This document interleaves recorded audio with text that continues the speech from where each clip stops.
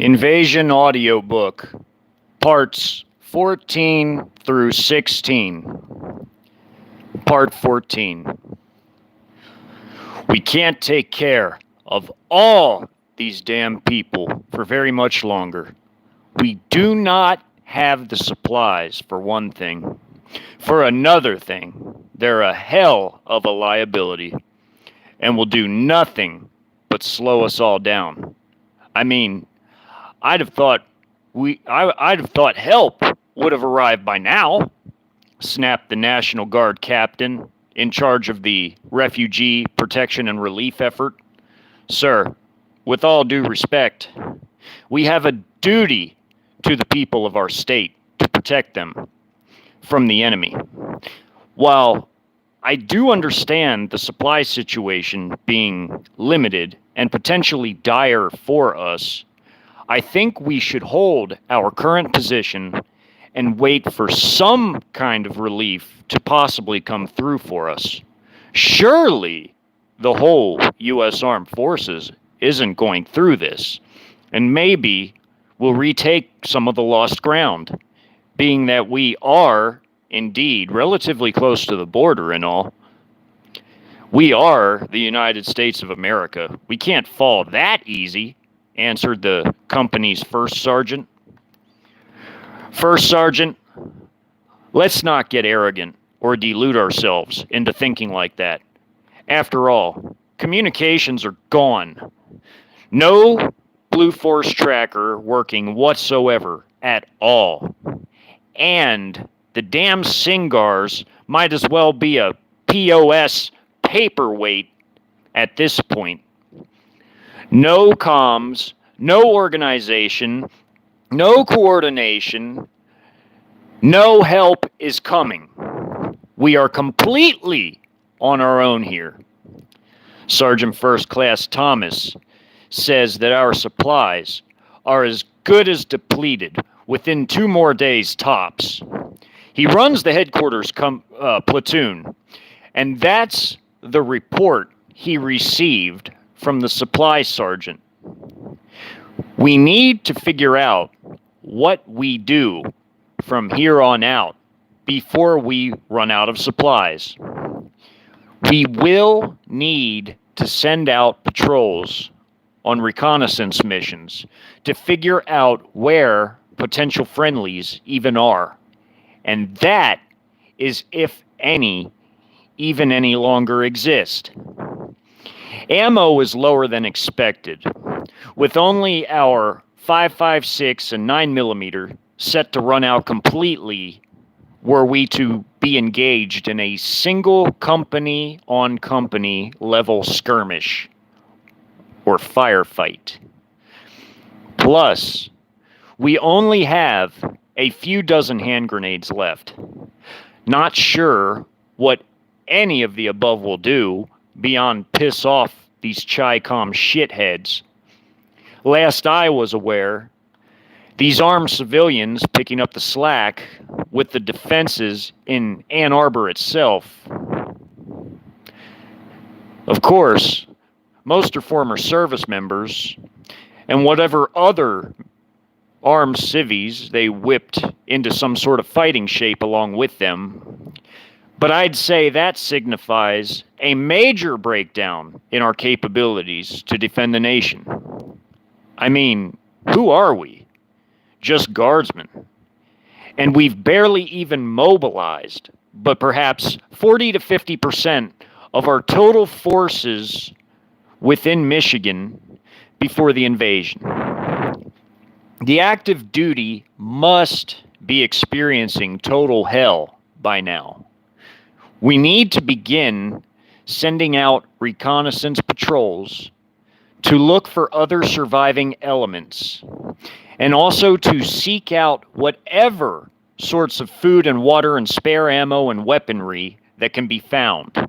Otherwise, we will either see a slow and miserable end or fall facing the Chi-Coms, or the worst conceivable end imaginable. surrendering due to no other choice from being out of every damn thing and starving as a result. We cannot allow that to happen. First Sergeant, I'm counting on you. You figure this out. I'm delegating the responsibility of the patrols to you.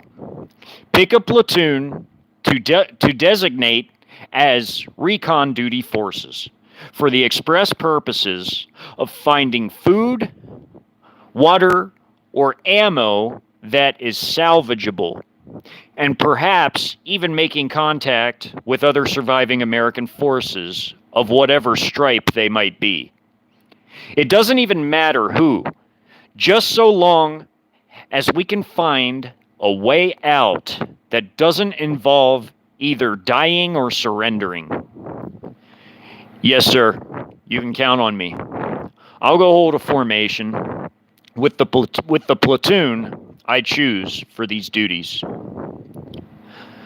None of the other refugees were awake to hear the news, apart from Jacob Robinson, who'd been awakened out of his deep slumber from a nightmare, along with having to relieve himself. As he walked past the captain's command tent setup, he stopped and listened while standing on the side of the tent to gather a general idea of the overall situation now at hand. He didn't learn anything new beyond that the logistical situation and also the local battlefield situation was a complete total disaster. Truly nothing really shocking. After all, he and his family of 5 had been through the previous day. He, however, had felt blessed to receive a cot to sleep in, water to drink, and MREs to consume, all of which helped him recover some strength. Normally an avid speaker, the horrors of war thus far had shocked and stupefied him into dull silence. This was indeed uncharacteristic of Jacob's nature, but with an experience such as had occurred the day prior, nearly ending his existence multiple times over, it was truly the epitome of trauma. Jacob was a manager of a hardware store, not a war-addled citizen of a third world war zone, at least not until now. He returned to the indigent refugee tent and returned to sleep. But a few hours later, that all was to change.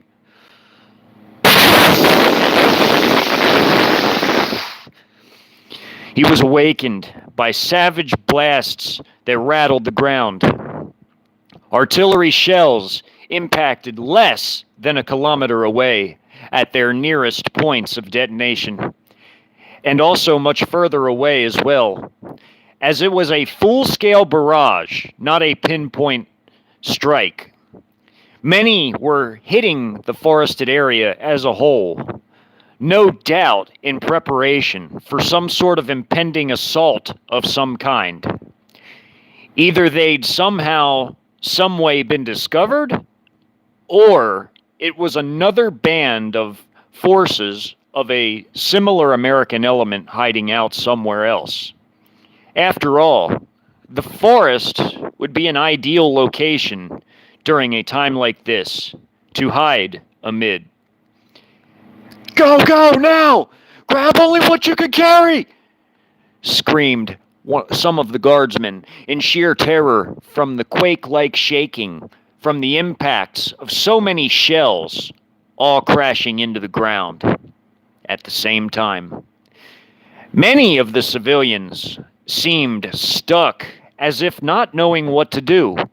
Some curled up in the fetal position, causing some of the guardsmen to lose their patience and actually shake or even occasionally kick a few just to stir them into motion, whilst yelling in their face, similar to a drill sergeant, including telling them that their hesitation would get everyone KIA'd if they didn't move their asses due to slowing them all down, because naturally, nobody wanted to leave them lay there for something horrible to occur to them. Certainly, the reactions of the guardsmen were not cruel whatsoever, considering the fatal circumstances involved. Instantly, Jacob and the rest of the Robinsons grabbed whatever they could carry, which, being indigent, meant their meager rations of MREs and bottles of water which sat beside each of them, thus far unconsumed.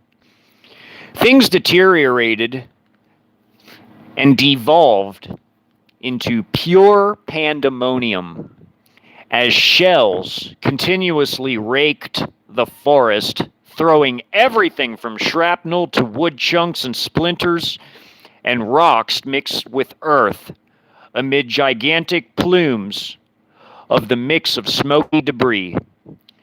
People ran now to and fro, seemingly with no formal sense of direction. However, somehow, someway, the guardsmen managed to guide the random display of madness towards the northwest, imploring people to stay together and keep track of their own families, if applicable, this time. The guardsmen couldn't get in or in front of or behind the refugees to protect them out of a lack of time to organize in such a way, due to the imminent destruction that would surely engulf them should such even be attempted, as time did not permit. The Gator all-terrain vehicles of the Guard and the tents were all left behind, with the hope that somehow they'd remain to return to, were it even possible. Surely by now, having had entered the second official day of the overall invasion, things were fast beginning to fall apart. And this obviously included any viable form of command and control, as operations on the American side drastically disintegrated, fast falling apart, including operations to rescue, secure, evacuate, and also protect the refugees. Such as was occurring to this company of National Guard, and also to their charges, or those under their care, including the Robinson family. They ran for what seemed like many hours to the refugees, although having been merely minutes, perhaps maybe 30 or so. They'd possibly moved onward in a northwesterly direction, perhaps a mile or two, having hit a paved road upon having passed through their section of forest that they'd bivouacked in previously. Instantly, an order to halt was given by the National Guard Company's captain, as well as him ordering his men to take up defensive positions along the road while still within the wood line. The guardsmen all carried essentially their packs with their ammo and a few MREs and, of course, their canteens, with limited supplies for conducting any sort of combat operations, as they'd largely been tasked with refugee operations and not with general defensive missions.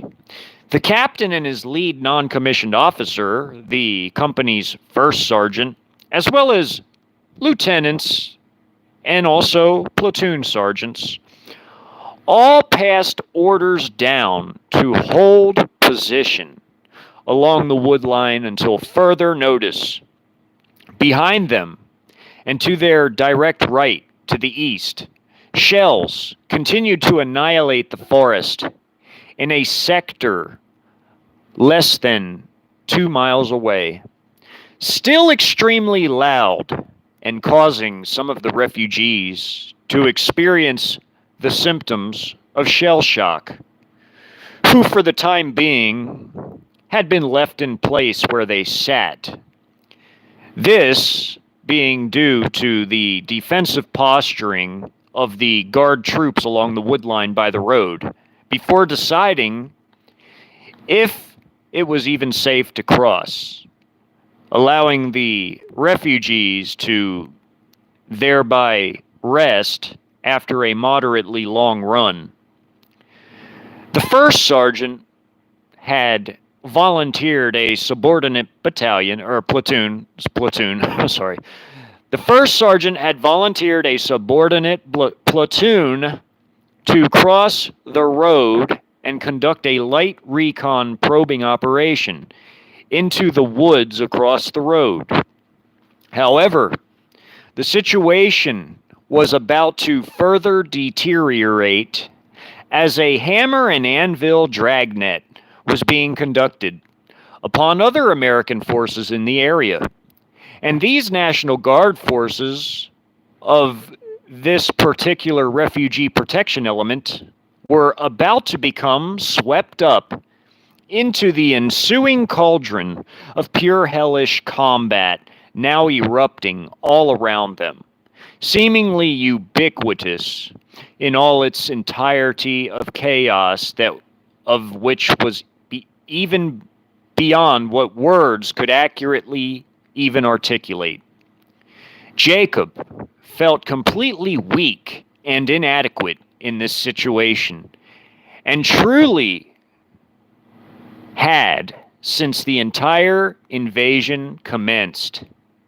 He never thought of anything like this even occurring within his lifetime, and lived a truly run-of-the-mill, blasé existence, working at the hardware store and doing his quintessential 9-to-5 existence.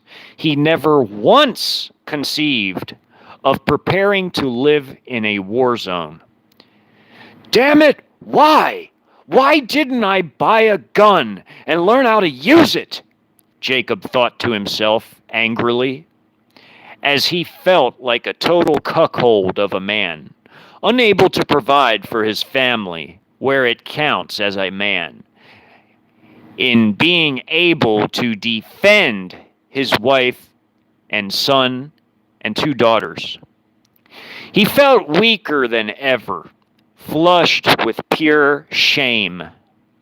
Many men in likewise positions felt much the same, full of regret. This sense of regret would end up very nearly consuming him as changes were on the horizon, changes that would be far beyond Jacob's control. Although these changes would alter the very nature of his character, as his personal life would soon be rocked to its very core, as these changes would soon manifest in unexpected ways. The guardsmen of the designated platoon, which crossed the street now in a tactical manner, free for the time being of their protective responsibilities over the refugees, being that they were the chosen recon element to cross the street, now able to once again return to soldiering activities such as patrols, such as this recon operation into the other wooded area. The refugees soaked up their opportunity to rest, even amid the steady barrage of artillery occurring so close. Although they could physically rest, their nerves sure couldn't. By now, however, the civilians of America who had survived up until this point were just now beginning to become slightly desensitized to all the noise and quaking of the various munitions blasting all about the land, albeit many still not completely unshaken, though, just quite yet. For still some, this would take a bit more time, although they began to learn that not moving when required or not staying under some sort of cover at the right time and place could indeed get them wiped out completely. This, due to the shifting nature of the combat itself, now seemingly like whack-a-mole, as conflict moved seemingly in such unexpected ways. This, as an enemy with working communications, advanced weaponry and technologies and doctrines, moved against an enemy, now lacking such, who never could accurately anticipate where the next proverbial blows would land. Like the best boxer in the world boxing a novice lightweight who was also blind. This was the Sino-Russian alliance against the now neutralized America, having had its satellites swatted down and its communications jammed or hacked, leaving the defenses of the land totally compromised, with no chance to survive or much less repel the onslaught. Now, rolling on into its second day. The men of the guard who crossed the road had been gone for some time now, perhaps roughly an hour, before finally returning. The platoon sergeant informed the rest of the company, as well as the refugees upon their return, that it was safe to cross and that no enemies had been spotted for the time being from the woods across the road. The captain ordered the whole company and refugees to move across the road together. Instantly, everyone ran across, the guard troops moving in squad-sized wedge formations, and the refugees running in a more lackluster fashion, disorganized but otherwise making it across. Just in time, it seemed, as shortly thereafter there came some PAP vehicles of the People's Armed Police paramilitary forces. Vehicles consisting of Type 62G light tanks and WZ-551 APC and infantry fighting vehicle models, which the IFV models boasted the 25 millimeter cannons, autocannons. It was a deadly combo of vehicles, to be certain. It was followed up by some Shangji trucks and several Tiger MRAPs, likely the command vehicles of the company, along with the trucks as the premier logistical forces, as well as one engineering and recovery vehicle of the company's maintenance squad. It wasn't merely just this one company, but ended up being several.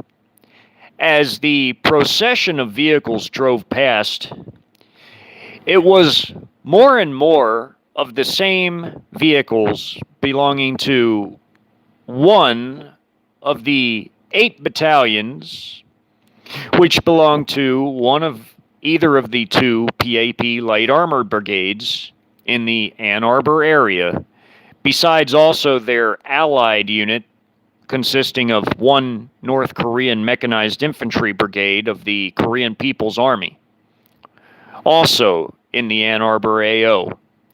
These forces had been part of the capture of Ann Arbor the day prior. Now, we're pushing out their perimeter away from the city in an effort to totally clear and cleanse their AO, or area of operations. The People's Armed Police was a brutally fanatical Chi-Com paramilitary force, there to do what even the PLA wouldn't do, namely enforce the genocidal will of the Himmler of Red China, known as Wei Fang, the defense minister. Wei Fang wished to eradicate or enslave all Americans and replace them with good Chinese. He's seen Americans as subhuman, much like the we to the gers, only worthy of servitude or annihilation. The PAP was essentially the equivalent in the modern era of what the Waffen S to the S had been during World War II in Nazi Germany. Truly being caught by them was a brutal death sentence, or other wickedly savage treatments, even if the PAP was ordered to take slaves alive. Soon, the group would witness and even experience such atrocities, some firsthand. It was now several hours into the second day, still pitch dark in the night of the early morning hours. The refugees often tripped, trying to keep a reasonable pace in the dark. The guardsmen had NVGs and thus fared a bit better.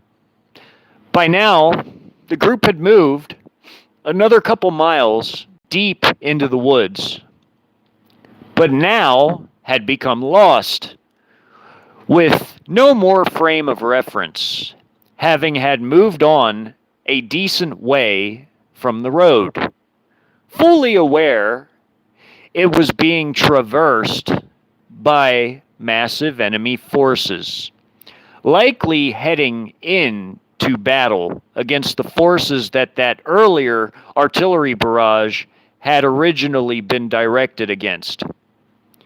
The barrage, had of course halted a bit after the enemy column had passed by the last known position of the group of refugees and their accompanying guardsmen. Fortunately, for the moment, they hadn't as of yet been spotted. However, the real question being, would the group even know if they were spotted or not? Likely not at all, as the possibility of drones, satellite, or aircraft spotting them was quite high at any potential time or place. Such was to be the case soon, as a spy plane and several high-flying battlefield surveillance drones were circling the Ann Arbor, Michigan area, looking for any potential remaining enemy positions, or otherwise trying to escape and slip the cordon in search missions currently underway, now being conducted at the brigade on down to battalion and even company level at the smallest, to encircle American forces and destroy them. The guard captain ordered another halt to their overall movement as he became uneasy. It was a sort of gut feeling, as it became obvious to him that he was potentially being herded into a potential cordon or some sort of a trap. He ordered his men and the refugees to remain silent and to crouch as low as was feasibly and humanly possible.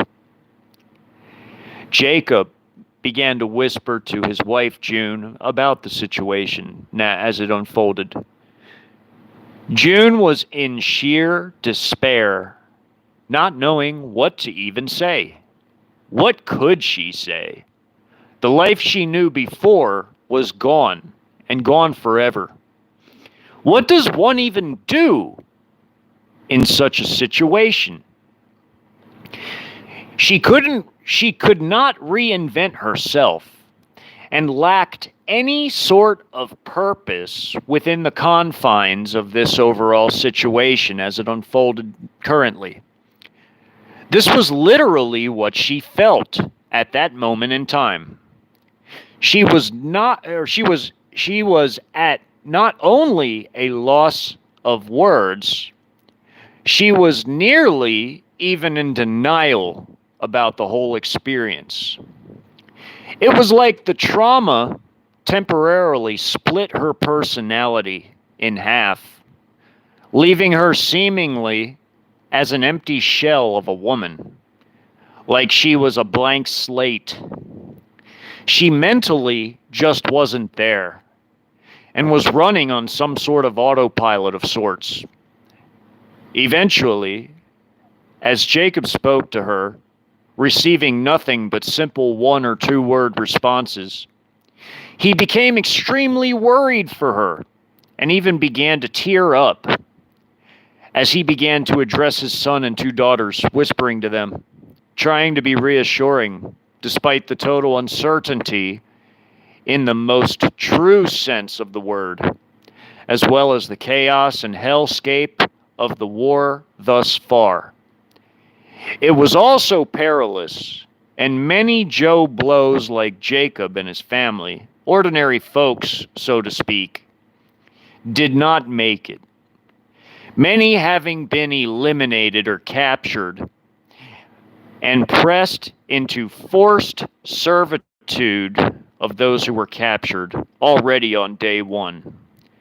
Despite the overall death toll of the war being in the tens of millions of civilians, both caught in crossfire, falling trying to defend themselves, or wiped out in barrages of rocket or howitzer artillery or carpet munitionings and strikes from aircraft, or even incinerated in the few nukes utilized in the invasion. Largely, a tiny handful of low-yield tactical warheads. The Robinsons were blessed to have been found and rescued by American forces before it all fell apart by the end of day 1. However, America, though by and large defeated by the new doctrines employing Trojan shock forces mixed with high-tech weapons combined with traditional external components, blitzkrieging in as heavy reinforcements, were still hanging on by day 2. And the war became an hour-by-hour affair as pockets were now created and holding on to their positions, putting up the best defenses they could feasibly do. Large and moderate urban battles all around the nation had ensued, and even a fair share of rural battles as well. Being on the border, Detroit fell fast to the northeast of Ann Arbor. But Ann Arbor didn't last long itself, as only 1 battalion of National Guardsmen and armed civilians, some combat veterans of the armed civilians, or simply those with just the training that were former military, put up the best fight they could possibly muster, being ultimately several thousand against 3 brigades of Trojans in the local area, namely the 2 People's Armed Police Light Armored Brigades and the 1 Korean People's Army Mechanized Infantry Brigade within Ann Arbor. One positive development had occurred, however, as armed civilians outside of the city, in the suburbs and rural areas, managed to join in the fight, causing a general guerrilla war style situation to begin to erupt. Only 3 key issues arose amid the added manpower on the American side, namely organization, communications, and logistics. These problems impeded any real progress on the side of the Americans, as no effective command and control meant no ability to plan operations and set achievable, realistic goals and objectives. The lack of communications and leadership made organizing any cohesive forces simply impossible. But be that as it were, Americans tapped into their ingenuity and made it work for them whenever it was conceivably possible, making small, pinpoint, and extremely fast hit-and-run attacks on the enemy before melting away and having pre-designated cover and concealment positions by which to escape and evade to. Whenever possible, the Americans went beneath the ground, literally, as earthen hideaways and rock formations suddenly became their best friends, as did any sort of abandoned tunnel systems or sewers, or even basement-like places, all the while staying on the move so as not to be caught up by the enemies.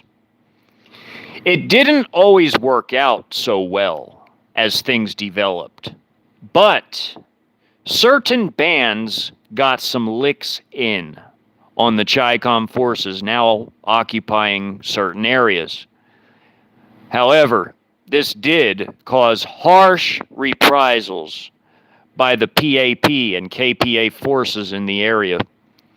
But some of the damage done did manage to send a message that although they may have an easy victory, holding it would become a miserable affair for them, the occupiers.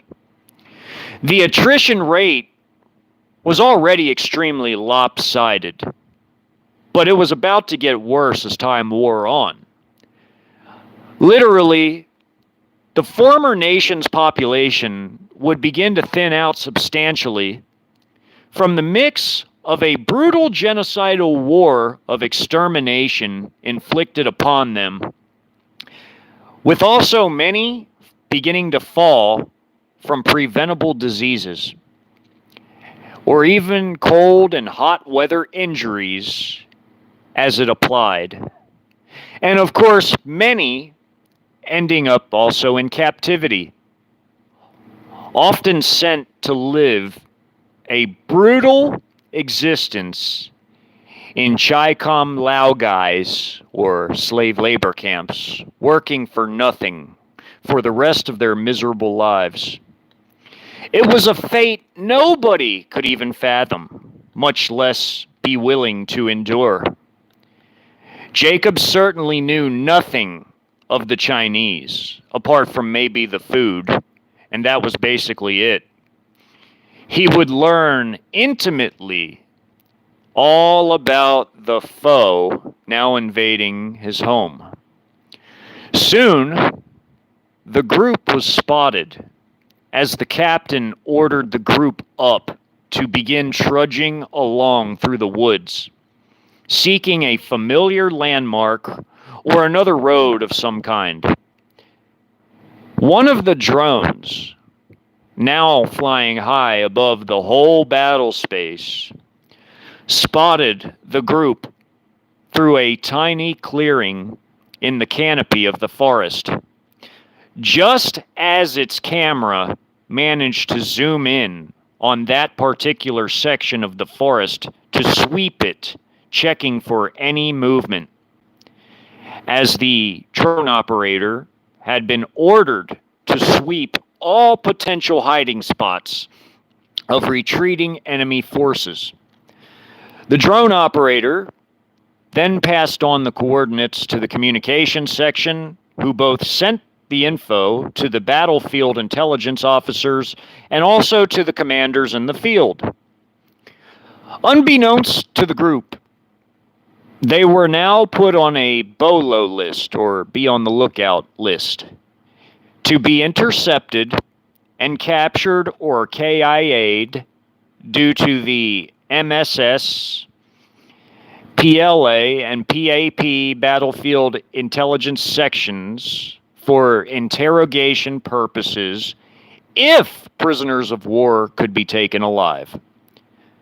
The PAP, though, thoroughly enjoyed brutalizing and exterminating, but orders were orders, and intel helped the current mission of destroying the nation's defenses to finish them off once and for all, and in rapid fashion. It was critical for the occupation to come beyond the invasion phase, to know where any potential combatants were, to hunt them down so as to avoid partisan cells or even full-on battlefield forces developing post-conquest. Within the area, the forces available to sweep that particular section of woods was one light tank company and also a mechanized infantry grenadier company within the same battalion as the light tank company, also within the same area. The 15 Type 62G light tanks were still plenty sizable to smash down trees, and plenty heavy, and roll through the woods, albeit slowly. As for the light tank company's headquarters platoon, its 2 Shangji trucks, 1 Tiger MRAP, and also its recovery vehicle for the engineers or the mechanics, would sit out on the road and hold its position with the headquarters platoon of the mechanized infantry grenadier company, who also was equipped with the same vehicles as the headquarters platoon of the light tank company. The wheeled armored personnel carriers and infantry fighting vehicles of the WZ-551 varieties would also wait on the road as well, as their infantry would dismount to follow the tanks, something their job entailed, being called grenadier infantry as armored support infantry. They were well equipped with heavy weapons, including anti-tank weapons, which were equally deadly also against ground troops, including those hiding in primitive bunkers, just as much as they were to enemy tanks. The Heilianjiang 8 and 12s, or HJ-8 and 12s, being their anti-tank missiles of choice, shoulder or bipod mounted, with also the simple Type 69 rocket-propelled grenades to boost. Many also had barrel-mounted grenade launchers under the barrels of their rifles, as well as a lot of hand grenades and full complement of light and general-purpose machine guns. Little did the lightly armed American Guardsmen know it, but something truly horrible was about to ensue. With the noises of combat going on all around the group in literally every direction as fighting was steadily moving to and fro upon the local map of the Ann Arbor area. The light tanks began to smash through the forest, knocking down a thin path, weaving slowly to crush a path through much of the thinner trees that could be easily knocked down en route to the Americans. As the heavily armed mechanized infantry dismounts followed closely behind, whose captain on the road with their headquarters platoon ordered one of the dismounted lieutenants following the tanks and gave him orders via radio to launch the company's small quadcopter recon drone to pinpoint the current actual whereabouts of the American forces spotted earlier by the circling drone, including the refugees that were with them. Although orders were to capture POWs if possible, the light tanks of the light armored company and mechanized infantry grenadiers, with them leading the assault, wanted to disregard these orders, as these men were the epitome of the word sociopath, with only the fear of punishment for insubordination causing them to stay on track. The captain of the guardsmen could hear the tanks off in the distance.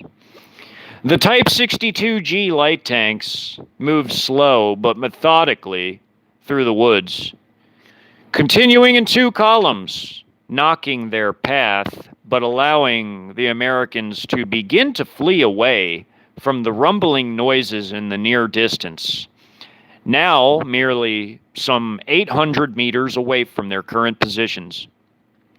Far enough away, not yet to be seen through the woods, but close enough for weapons aboard the tanks or the infantry following them to eliminate them if spotted, as the tank guns and also the general purpose and heavy machine guns on turrets could easily hit at that distance.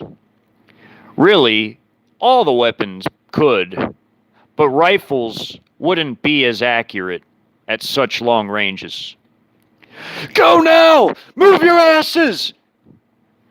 Y'all ain't gonna make it if you don't run!" screamed the captain, as the situation now became urgent. The drone had managed to spot them, the quadcopter drone, as the quadcopter was piloted in a semicircle out about 500 meters away from the two lead tanks.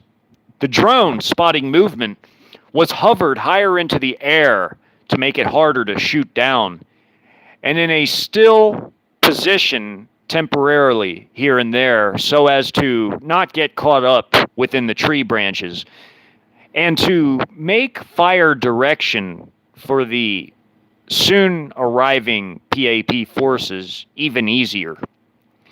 One of the 4 platoons of infantry troops following up the Type 62G light tank company peeled off then to initiate a sort of closing L formation, albeit as a flanking maneuver, while the tanks and other infantry forces still behind them closed in from their current head-on trajectory.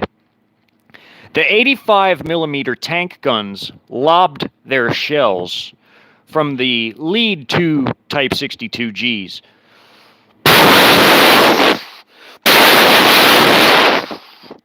Instantly, bodies flew in several directions, as some of the refugees and even a few of the guardsmen completely ate the first strike of the light tanks as the shells blasted amid the trees and rocky soil where the group began running through. At a running pace, the light tanks couldn't quite keep up with them completely, but their guns could as a mobile fire support platform for the accompanying infantrymen, who now all peeled off from behind the tanks, as each squad behind each tank of the infantry company now moved from behind them to pursue the Americans. While this occurred, fire came in now from the north as well, where the one platoon that first peeled off to flank them in the L shape now was coming in with the others in two directions as a closing L.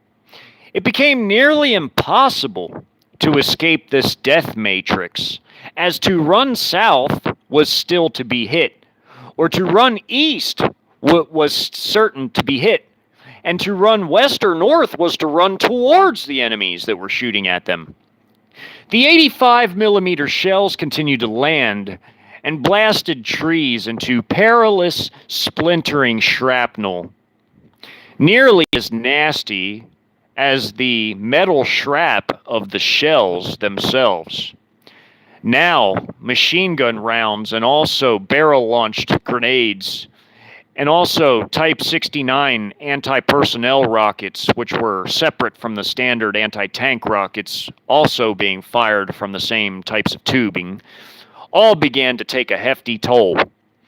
The only thing to do was to stay as low as possible, as the guardsmen returned fire with everything they had available, which wasn't much.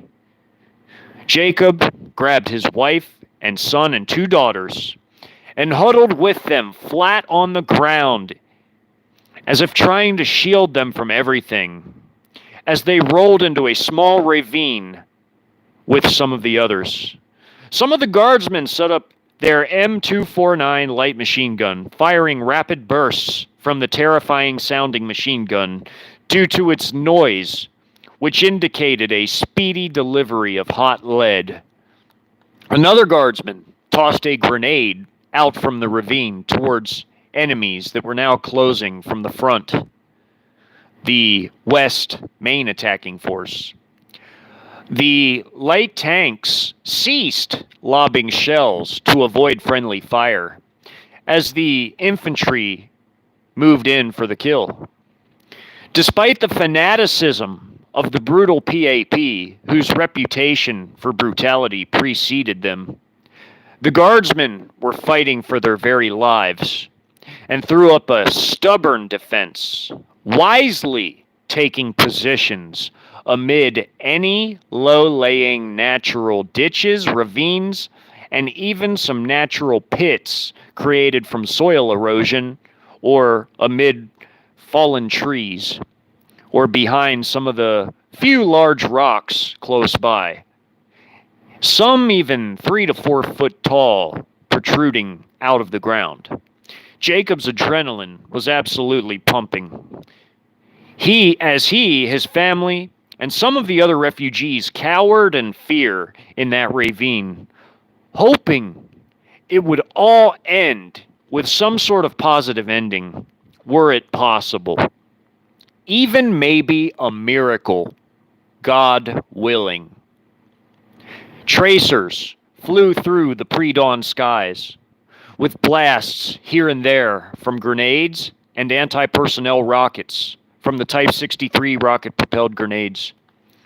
Soon, to be added to it all, came now the HJ-08 anti-tank missiles, several fired at some of the rock formations that some of the guardsmen were returning fire from hiding behind.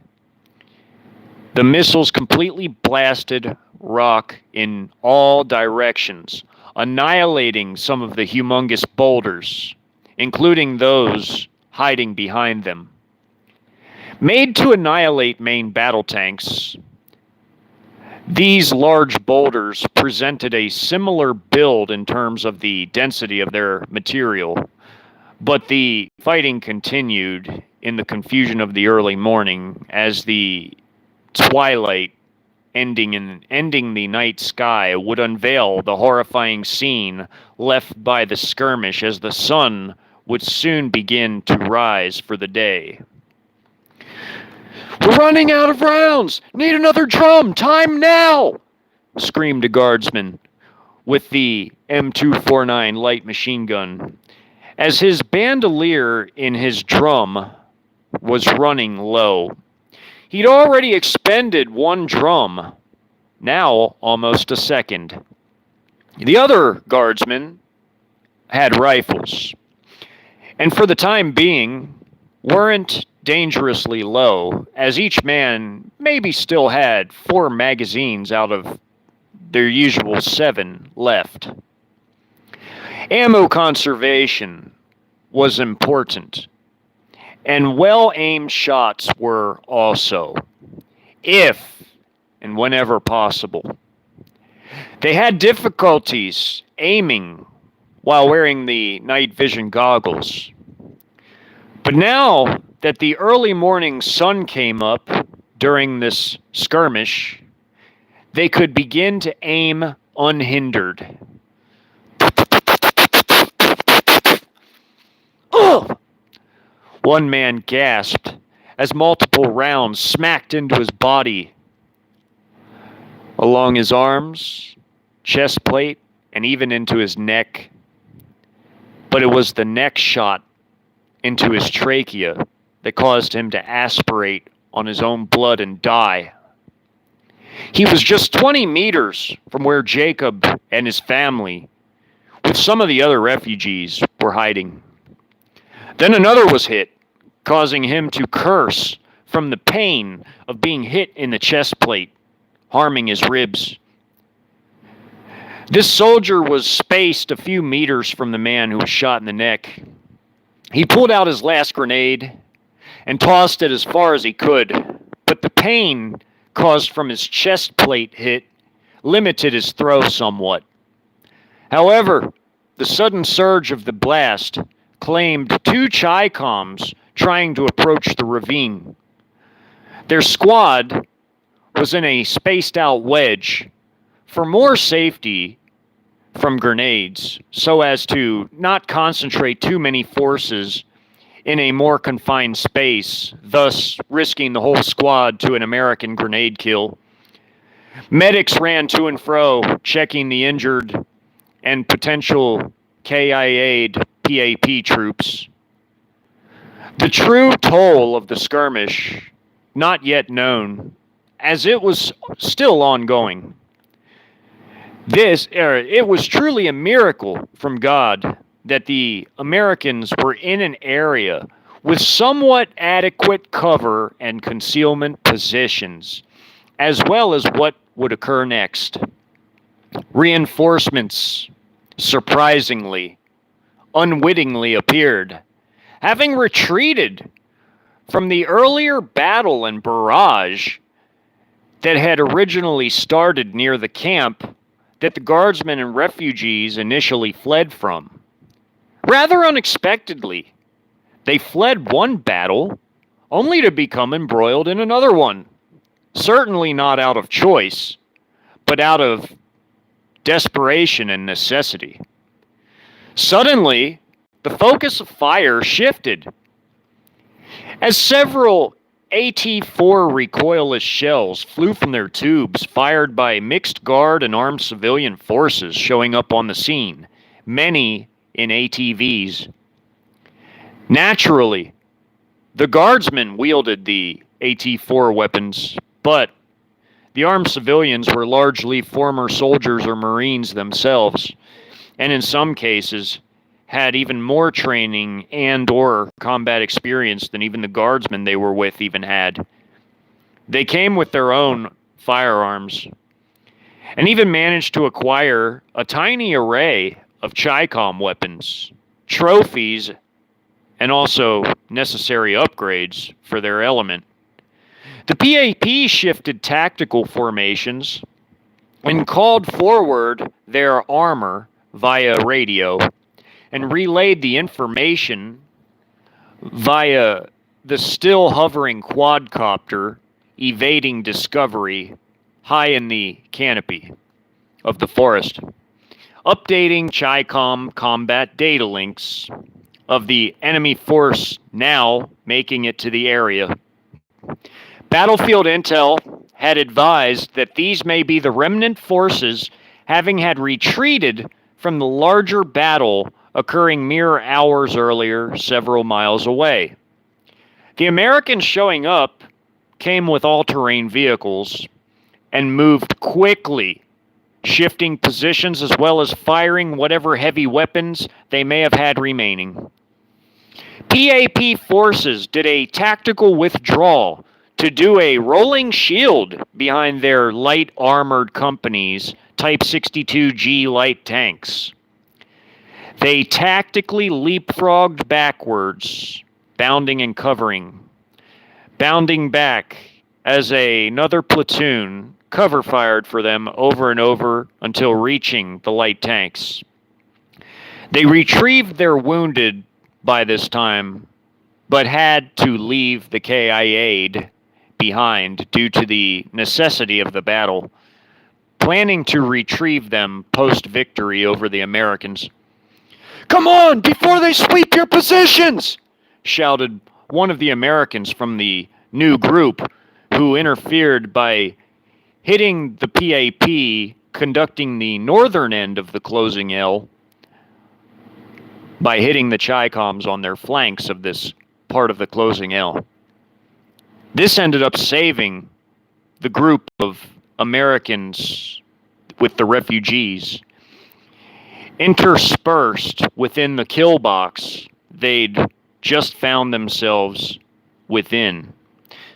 The refugees, many now deceased, but some still alive, got up and ran. Some were instantly cut down by PAP machine gun fire from the tanks, including turret gunners on the 12.7 millimeter heavy machine guns. The remaining guardsmen assigned to the refugees to their protection got up and ran forward while turning back to return fire, some being cut down in the same fashion as the refugees caught by some of the heavy machine gun fire. The American element that ran into the battle were traveling west, but now turned their all-terrain vehicles and tried to help anyone left by letting them on the back of those that were able to carry more people. The intervening force of Americans were perhaps 80 strong and had armed themselves adequately for the new task of inflicting hit-and-run assaults after being part of a larger force amalgamated from city defenders who made it out of Ann Arbor on time, as well as locals from the suburbs and surrounding rural areas the day prior. Now hiding in the woods, going into day 2, merely 3 kilometers from the last camp of Jacob's group when the shelling began. They were now on the run. Having survived the barrage and assaulting PAP troops by fleeing on their all-terrain vehicles and staying on the move, their only viable chance at survival, and the only reason why they were even still alive, speaking to the group that showed up to save the refugees. Machine guns blazed from the light tanks and turret gunners, followed up by infantry breaking into squads, following behind each tank once again. Shells soon began to fly again from the main tank guns, crashing into the ground near the fleeing forces as they hauled ass out of the battle space. Jacob and some other refugees fled in many different directions. as the pandemonium caused a breakdown in organization. As the forces that rode in and ostensibly saved the day took some of the wounded and others that could be helped, and then fled suddenly, likely not wanting to be obliterated after surviving so many deadly situations up to that point. The situation was already so desperate. It was basically at the point where it was all about survival and not even so much about national defense anymore, as that had collapsed quickly, faster than anyone could have anticipated or even imagined. Jacob got his chance to flee, albeit on foot, as the machine guns blared in the background and shells blasted here and there, claiming scattered lives, trying to also flee the scene as well. Some of the surviving guardsmen who remained on foot that couldn't mount up on the ATVs due to not making it to them on time fired back, although against the tanks it didn't do much of any good. Turret gunners, honing in on the remaining guardsmen, returning fire as they ran, blasted them to pieces with bursts of highly potent 12.7 millimeter rounds. There remained now about 8 refugees besides Jacob and his family, who he lost? No! My family! How? Why? Jacob lamented in his own mind. The panic of the situation in the fog of battle caused Jacob to lose track of his family. He couldn't run backwards to look for them, or he was a dead man. What could he do realistically? He despaired, although he had no time to let it beat him down. He ran with a scattered group of the remains of guardsmen who took care of he and his family and the other refugees, believing that among the tiny group of maybe over a dozen survivors out of over 200 total originally, now they were all deceased. Did they gun down my family too? Jacob, upon crossing a hilly area in the woods that created a ridge, had rolled down the other side and yelled, "No, God, why? Why my family?" Beginning to cry, sobbing after he yelled. Then several ATVs rolled up, with men yelling at him to get his ass up and get on. Jacob didn't want to do anything but be with his family. The man got off of one of the ATVs, yanked him up, and even backhanded him in the face and yelled, "The hell's wrong with you? You want to die out here? Get your ass on this four-wheeler!"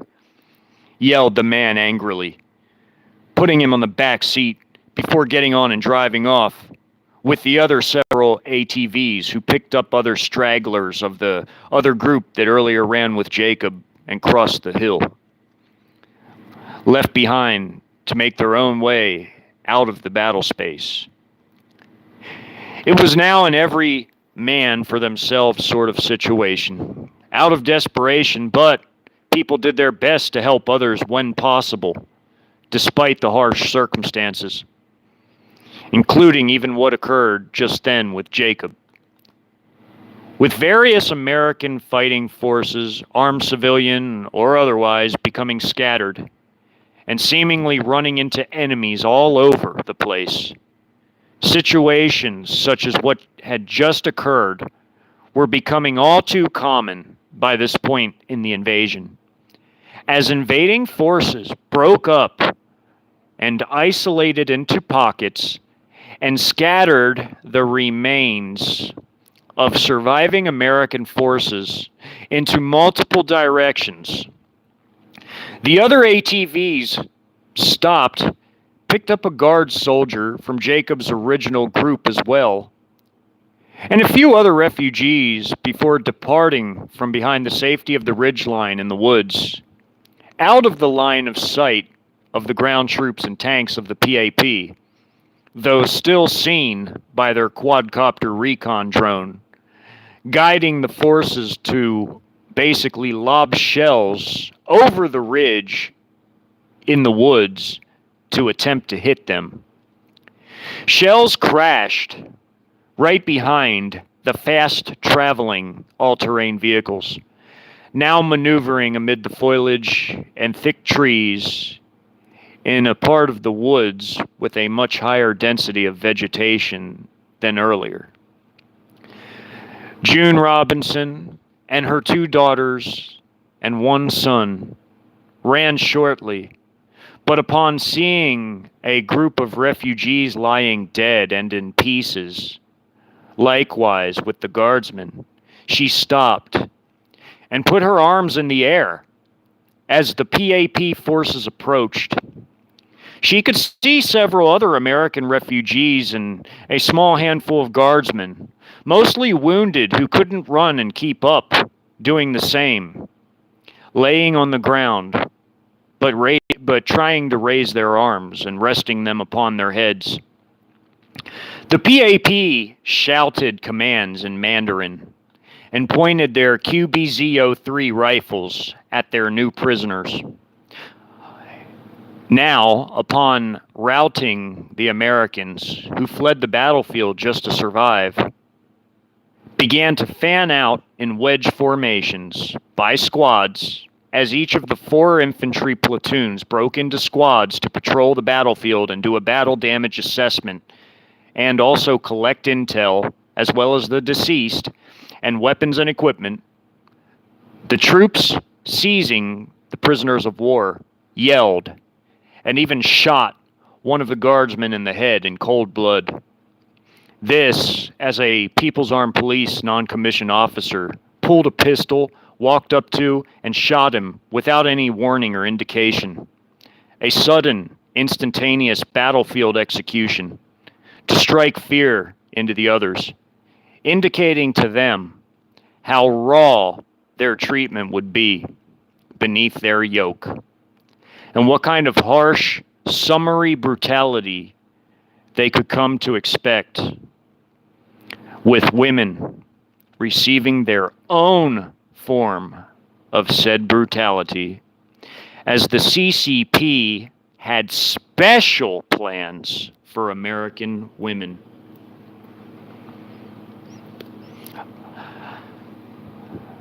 Part 15. Beyond receiving their crash course in basic small unit tactics, the group began to clean their firearms and rest as the time had permitted. Joseph and his cadre of fellow veteran fighting men had whipped their small 50-man miniature companies beneath them into mildly proficient fighting forces, albeit in need of experience, as the war-naive men who lacked such had many misconceptions as it related to their overall general abilities of actually being able to take on such overwhelming odds and head on, although it began to sink in that they were drastically outgunned, outnumbered, and outclassed for the time being. However, be that as it were, they would indeed get an opportunity to inflict some damages upon the foreign invasion forces soon enough. There would be guerrilla-style engagements whereby the Americans would obtain some drastically needed heavy weapons necessary for the ability to engage armored targets with some level of success.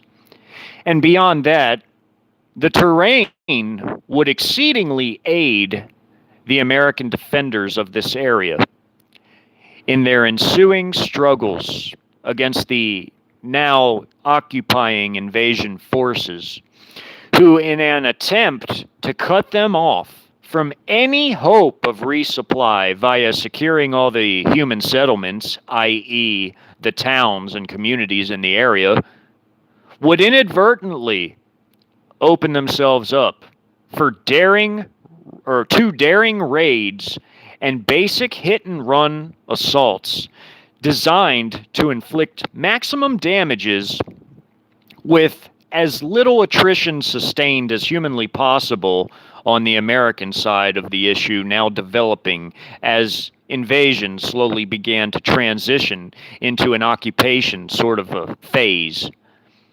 Although the actual invasion itself wouldn't quite be over for another nearly 3 days. The larger campaign in the northwest of the country wasn't even quite over, although many communities now did fall under the control of Sino-Russian coalition forces. Joseph, now the leader of his 250-man fighting forces, decided to do two things: attempt to make some sort of contact with other American forces, and to also begin to plot the next mission for their newly organized forces. It was a daunting task, as the nearest American elements, largely similar forces of hastily organized Americans who either fled from various towns or lived on ranches or rural areas in general. Unbeknownst to Joseph, roughly a similar-sized element was about 12 miles away in the Bozeman area and had been forced into the wooded mountains outside the small city due to a vicious assault by one of 3 People's Armed Police battalions under the 27th Light Armored Division, which consisted of 2 mechanized infantry grenadier battalions and 1 light tank battalion. These, having had raced south at first along I-15 to assault American reactionary ad hoc armed civilian forces gathering near the state line with Idaho. Of course, the main reason for this first assault was to secure the key logistical route for the invaders in advance of the southbound external forces moving in from Canada, headed deeper inland with the intent to fan out as heavy reinforcements for other Trojan units of the coalition deeper inland, already doing now much of the heavy lifting. All this proceeded according to the Sino-Russian hybrid warfare doctrines, thus far working flawlessly in the overall big picture, making rapid progress, simply unheard of in the history of all war. Upon having secured the highway along the state line stretch of it, and vanquishing large numbers of Americans, one mechanized infantry battalion moved northeast to strike Bozeman in order to secure it for its road junction as a prime east-west local route traversed the small city, Interstate 90. Running into stiff resistance, encountering a small band of Americans armed with their machine guns in the form of RPKs and M60s, as many did own such firearms in this region of the country, and it wasn't completely unheard of to find such fully automatic, amid others with also even Barrett 50s, as well as the standard array of also regular sporting and hunting rifles. But it was actually the Molotovs employed inside the community itself, which did by far the most damage of all, having had eliminated outright 3 People's Armed Police Type 63 armor personnel carriers, and even 1 ZBD-04 infantry fighting vehicle, which, even being such a powerful high-tech killing machine, simply could not withstand the flaming liquids seeping into the engine block, totally disabling the vehicle permanently, as the fires then spread and cooked off the ammo, and some of the crew was even burned alive as well. Even so, the attrition inflicted upon the American defenders was steep and and atrocities were brutally inflicted upon those who surrendered as well, due to no other options, such as due to being surrounded or occasionally running out of ammo and simply being unable to make it to supplies as the situation deteriorated and became more desperate for the Americans. These unfortunate men had their legs run over by armor personnel carriers' tracks, or were tied to lamp posts or trees and used as bayonet practice, with several even given the worst treatment out of all these atrocities conducted in this town, being wrapped in concertina wire and hung over a bonfire from a tree, causing them to be heated and receive horrible burns, making them flail and shred themselves apart due to their natural reaction to the heat of the flames. The People's Armed Police, unlike their counterparts in the PLA regular army, or even the other paramilitary forces for that matter, were the most fanatical and loyal to the CCP regime, indoctrinated into becoming sociopaths, to the point where their summary brutality knew no limits. They were the true believers of the party, more than any other branch of the overall Chinese armed forces, worshiping their master Xi as their false idol of the CCP's secular humanist religion. They killed without compassion or conscience, like the modern-day Waffen-SS of Red China. The 300 American survivors of the battle who avoided encirclement and who fled vowed revenge upon seeing some of these very atrocities occurring through binocular lenses from atop the ridge lines of the mountainous foothills of the Rockies. From just above the small city, other forces in the area were vastly more humane, such as the Chinese National Militia Forces, who were citizen soldiers, much like the American National Guard, or the Russian Army, who was brutal in combat, but was generally civil towards its POWs. And the same was generally the case with the PLA as well. Joseph, by the morning of day 2 of the invasion, had no idea how widespread the campaign in the bi-state area truly was, insofar as its scope and its scale, encapsulating the whole of eastern Idaho and western Montana, with various battles within the whole campaign erupting, largely against armed Americans in the area, with only one actual American military unit present in the region, the National Guard's 1st of the 163rd Cavalry Squadron, which was a battalion-sized element called a squadron due to being cavalry, being engaged by the 7th Group Army of the PLA,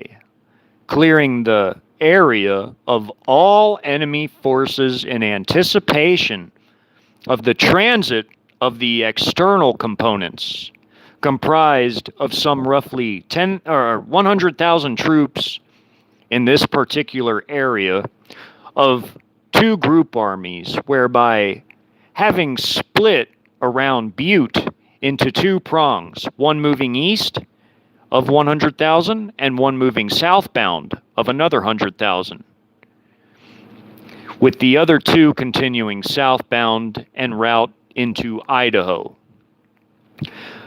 Much of this had largely taken place by the end of day one, with said externals reaching as far south by day two as Nevada and Wyoming, making excellent time to ultimately fan out to link up with the northbound externals that had been moving up from Mexico.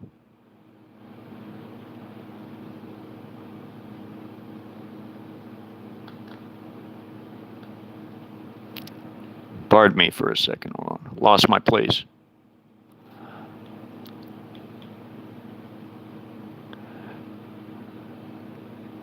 Okay, Joseph knew none of this. Pardon me again. I'm sorry. I keep hitting the wrong thing. I have to read this off a computer. Sorry.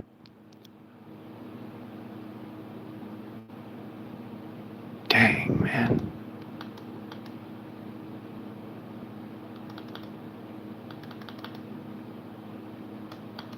Okay. Joseph knew none of this due to no forms of existing mass communications available. However, he designated one of his tiny 50-man companies to scout the local mountains for any sort of other American forces, having had survived the past 34 hours of the disaster up to this point. The other Americans just to the southeast, near Bozeman, had done similar and began to scout the mountains they shared in common, not yet realizing that each other had even existed, but would end up meeting up soon, as the scouting parties of each group would quickly meet in the mountains upon their all-terrain vehicles, which allowed for them to meet within a relatively short amount of time. 3 more hours went by, and it was now mid-morning. As the scouts were out and about, Joseph had stayed busy planning the next moves of his small fighting forces. The plan was to be as so. Objective 1, obtain more weapons and related equipment, and any logistical supplies possible, such as MREs or other foodstuffs and water, and any kind of available fuels were it possible. And of course, objective number 2, deal as much damage to the enemy forces as possible, as quickly as possible, without sustaining any attrition, as much as was humanly feasible in the most realistic sense. Upon the scouting party's return from checking for other potential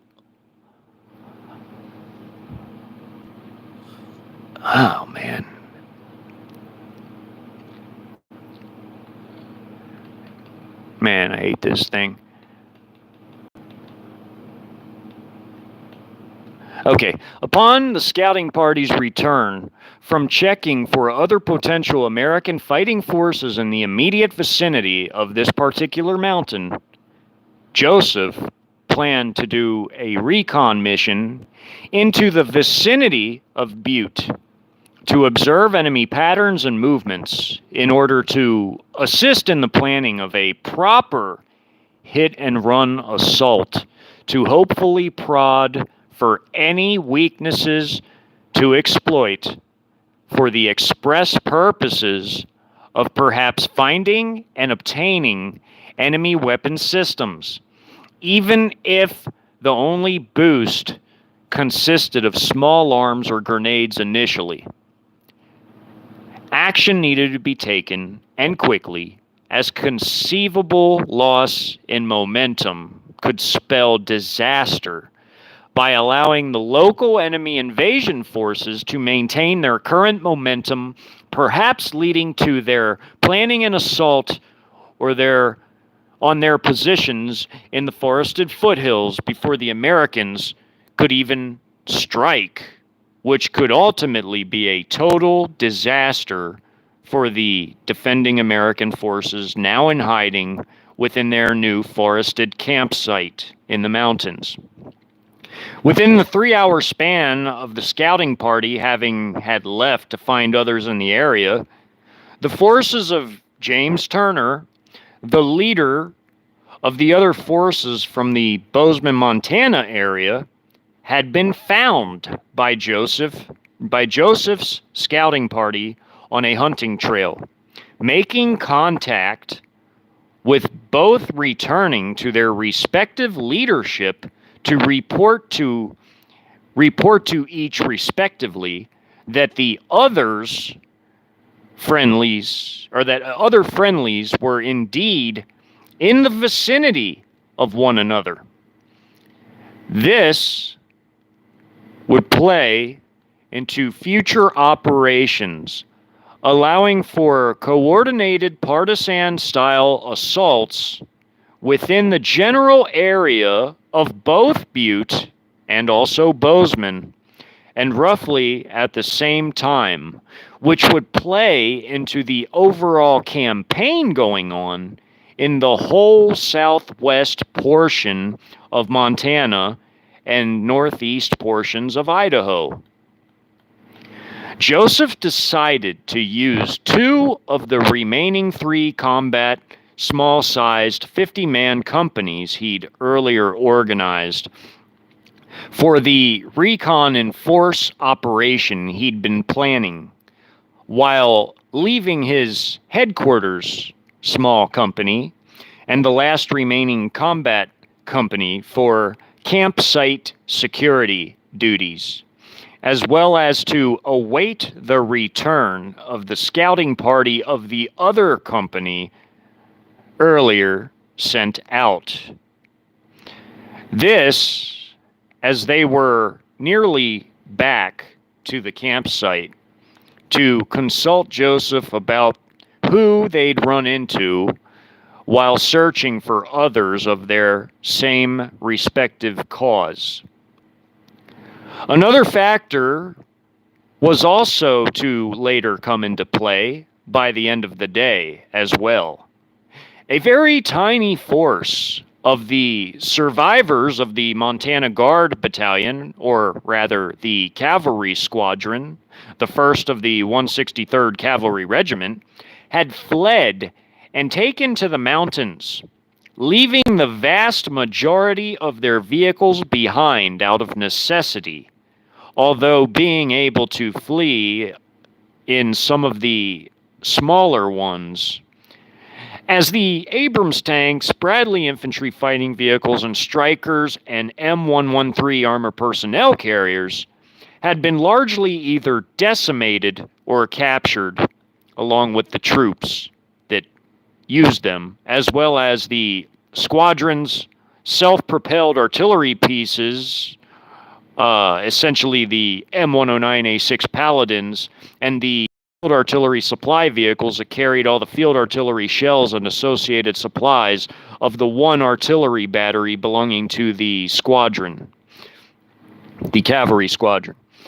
This force had been drastically outnumbered by the massive forces of the PLA's 7th Group Army, which was a Trojan unit that had materialized inside the west central part of Montana when the invasion had begun.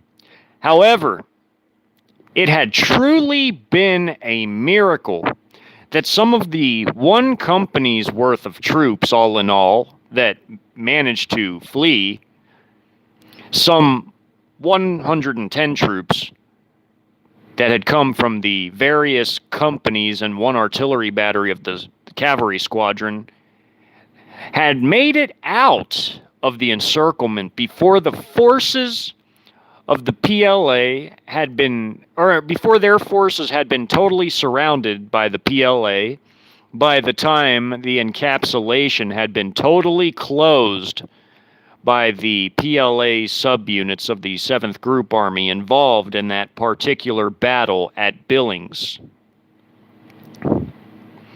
Fleeing westward, away from Billings, towards the mountains, seeking cover within the thick forested canopies of the fortress-like terrain, also utilized by various groups of armed local civilians for much the same reasons.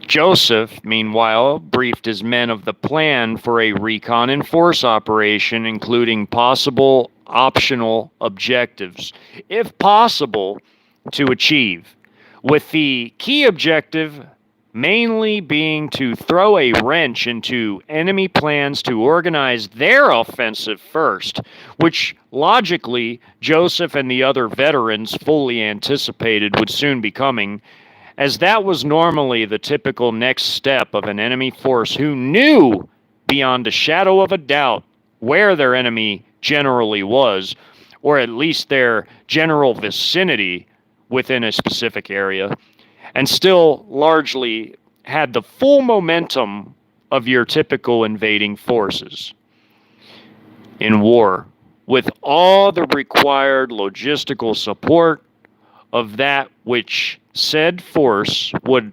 obviously still be in possession of to attain overall mission success. The 3-battalion element of the 4th National Militia Corps of the Chinese paramilitary forces in the area was generally well suited for mountain warfare, being they were by and large considered light forces of mostly truck-mounted infantry, with some anti-tank forces that supported them, with largely light artillery support from mortar and dual-purpose air defense guns, as well as missiles of different varieties, with a small quantity of heavier vehicles being mostly confined to elements within the anti-tank battalions, and mostly only in a few of the sub-companies of said battalions. Many of these home defense forces, similar to what the Guard was in America, although a paramilitary element, had been deployed largely to areas with challenging terrain, such as the mountains and other areas requiring lighter forces, as well as due to the vast size of the USA, which required large pools of manpower to occupy in general, as even for a relatively small nation like Iraq or Afghan, the Americans had to use their Guard forces as a pool of manpower to fill the requirements of such.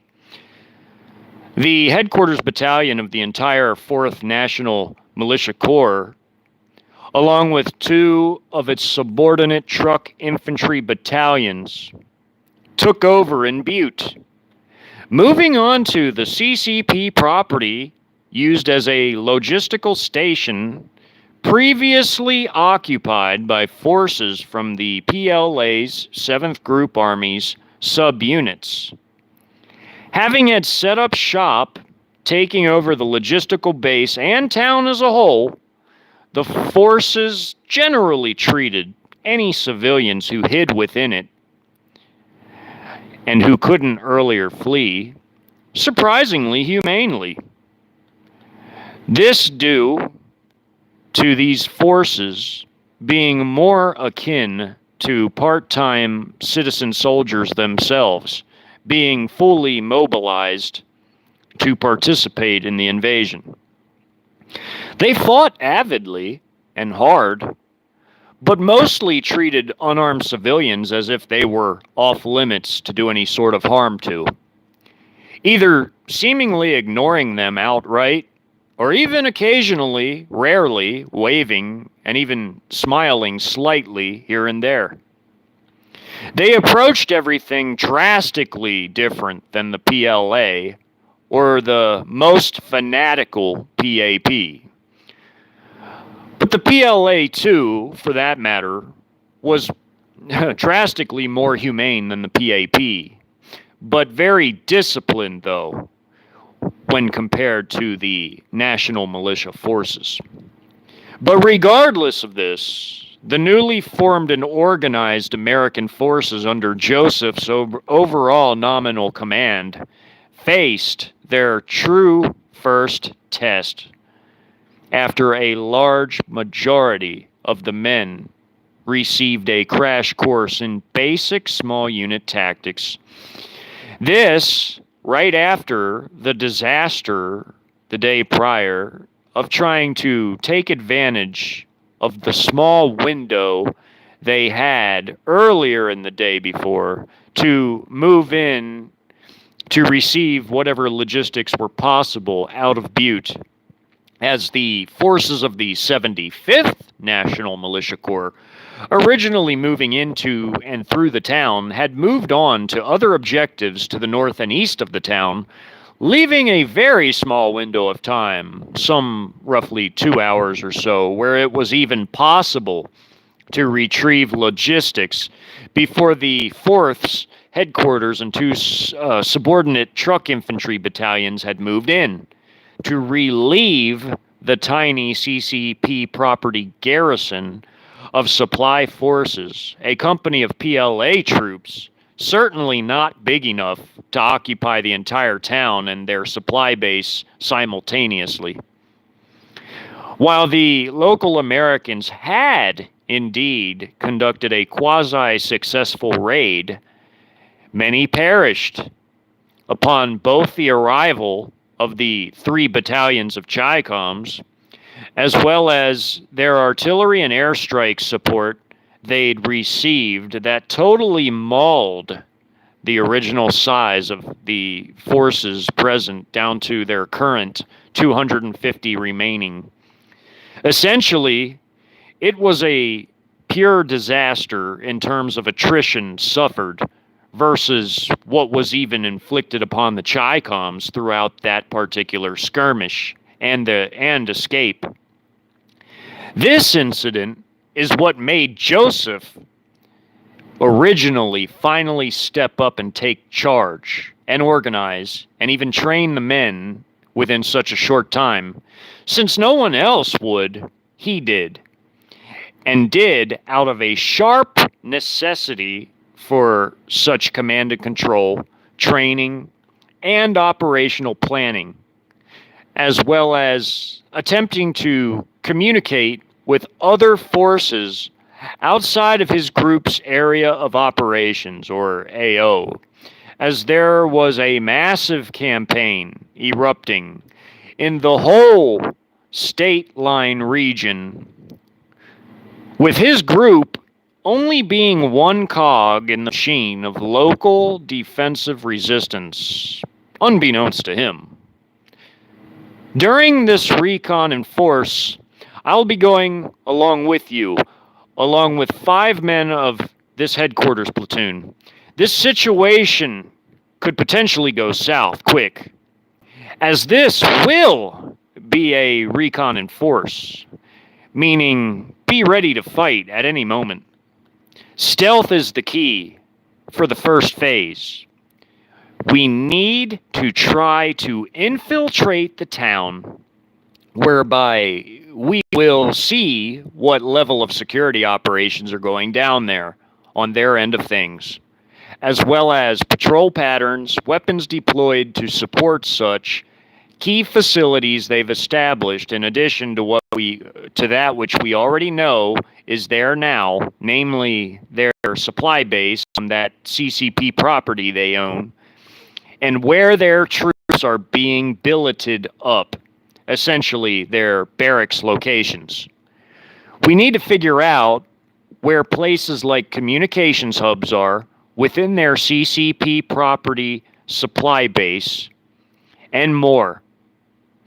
The more part, as in figuring out a way to exfil with any of their gear or weapons, food, or whatever else we can get. Be nice if we could get a radio from them, then find us a tech-savvy communications expert proficient with radio, as well as their encryption device along with the radio. That might be asking way too much at first, but perhaps we will work our way up to that. For now, let's prod their defenses. Let them know we are still there and not all the way defeated. With new composition of our freshly organized force here. Let's take what we can get insofar as the aforementioned, for now at least. This hopefully will keep them on their toes, for now, and buy us some time as a cushion from their soon coming offensive, which we all know is coming sooner or later. Plus, we can anticipate a heavy-handed response from their air and artillery here in the woods. We already began to dig in, foxholes, bunkers, trenches, the whole nine, but we can still expect it to be pretty nasty. I'm going to have Jimmy over there of the forces I'm leaving behind to escort the women and youngsters and wounded and other non-combatants into the earthworks in anticipation of the retaliatory strikes onto our forest. Besides all that, I'm coming to give command and control guidance for this specific operation because I want to observe it and make corrections as needed. And the other 5 from Headquarters Company will be there for medevac reasons and to relay any orders I may need to pass down to you company commanders as our form of communications due to having, of course, no comms or radios. Is that understood? Any questions? The men responded in the affirmative that they all understood. In response, Joseph told them to brief their men involved in the soon-to-unfold operation and to use maps to show them where their positions were to be, all pre-designated by Joseph during the planning phase of the operation. Joseph kissed Sally, his wife, as he prepared to roll out on an ATV that would carry him alongside the other men on theirs before getting off by a wood line to proceed on foot, with the 5 doing the same, bringing homemade folding stretchers along for any potential wounded that would likely end up becoming casualties if things took a turn for the worst, fully anticipated by Joseph as well as the other sub-commanders of the subordinate makeshift companies.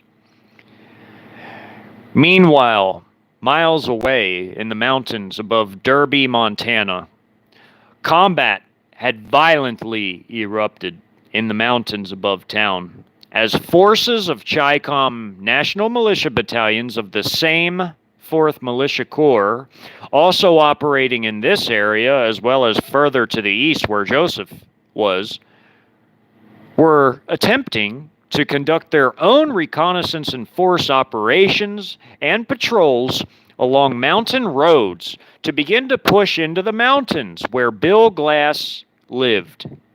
He himself now got his first taste, official taste, of combat, although it was from a distance and from the high ground, and also against the initial small patrol elements that were sent ahead to scout the roads for suitable use for larger forces to traverse higher up into the forested mountains themselves. Bill and Brian, a man who'd strategized the night before with he himself and another man, had conducted what essentially amounted to taking pot shots at the Chi-Com forces from high up on the cliffs, with foliage and trees shielding them from immediate view and discovery.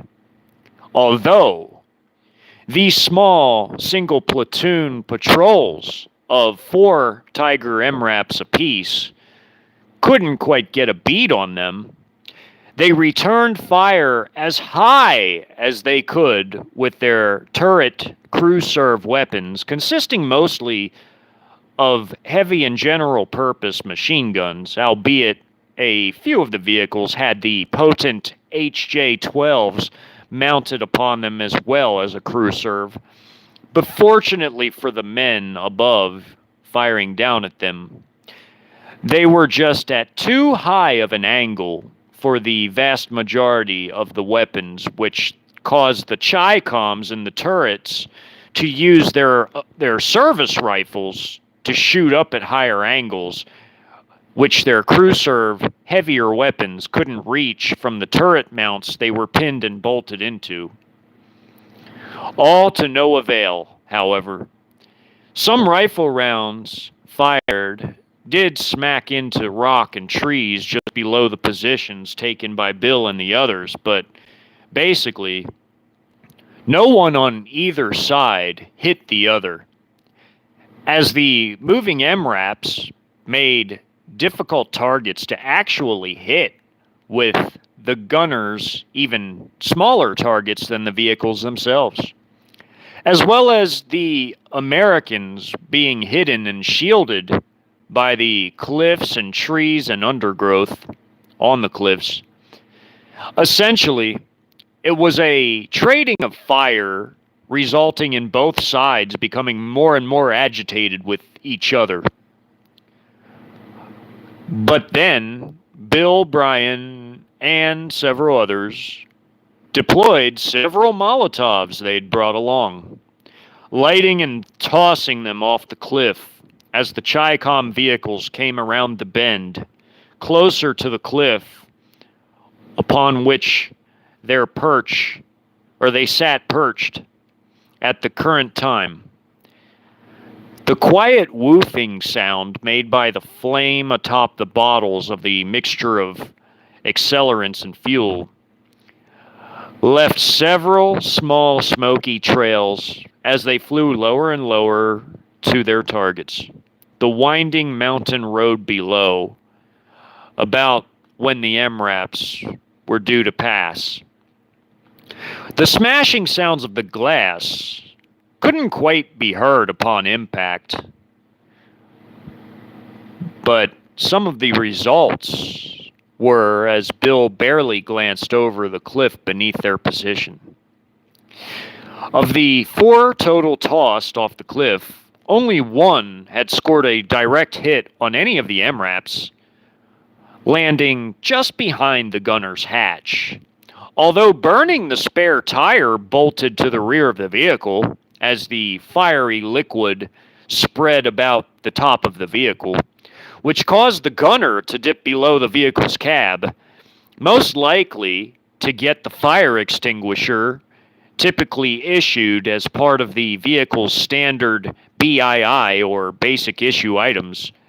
Apart from the hit, the other MRAPs drove through the other now smashed Molotovs that harmlessly hit the paved road, leaving flames burning for a couple minutes before finally beginning to die out, passing above and fast enough to where no major damage would have been done to the undercarriage of the MRAPs due to their armor plating beneath them. The Chi-Coms were no doubt furious, as the Americans likewise felt it was time to egress the area before artillery or aircraft could shell, rocket, or strafe or send ordnances bearing down upon their former positions in retaliation for the attempted assault on the patrolling forces below them. Bill didn't know it as he sped off on his ATV, but his area was being set up for a major assault that would ensue in a mere couple of hours. As the 10 attacking Chi-Com battalions of the 4th National Militia Corps in the immediate area were about to assault the mountains within mere hours of the patrols reporting in their findings, including contact with hostile forces in the area and where they were, in tandem with 2 battalions of people-armed police elements moving north from the Idaho side of the state line, and also the Russian forces of their army's 205th Cossack Motor Rifle Brigade, belonging to the 49th Combined Arms Army in the area directly east and northeast across in Idaho. All were forces who began within American borders. At least as far as preliminary assaults and recon and force operations were concerned, the foreign troops were setting up for this soon and coming major assault, thereby designed to corral the Americans into a deadly pocket along the state line region, as well as other such operations occurring within the mountainous terrain of the state line region of both states and other areas as well. A daunting task for even the well-prepared invasion forces, as even this type of terrain for them proved to be a stark challenge to large unit movements, logistical operations, as well as for certain vehicle types to traverse as well. Regardless of such challenges, however, to the invading forces, things weren't much easier overall for the defenders, as they lacked effective weaponry, communications, and overall organization, and thus coordination as a whole between all the various armed elements of defenders as a whole within the region. Even so, each group would pitch in and serve, whereby it put forth its own contributions to the overall defensive situation, even if some groups had entirely no knowledge of the others, of each other, whatsoever at all.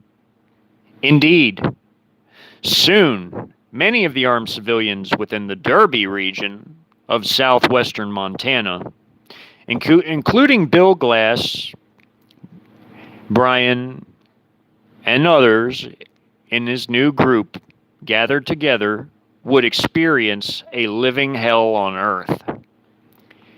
It would become ever more evident as time continued to elapse, minute by minute, hour by hour, and it was only the second day of the invasion in the morning, essentially merely 36 hours in of the time that Bill, Brian, and the others fled in great haste from their assault point where they had just Molotoved the Chi-Com forces out on patrols, establishing their routes for the soon and coming encirclement of this particular range of the Rockies.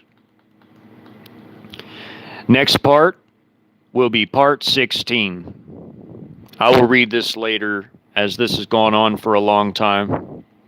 Thank you all for coming.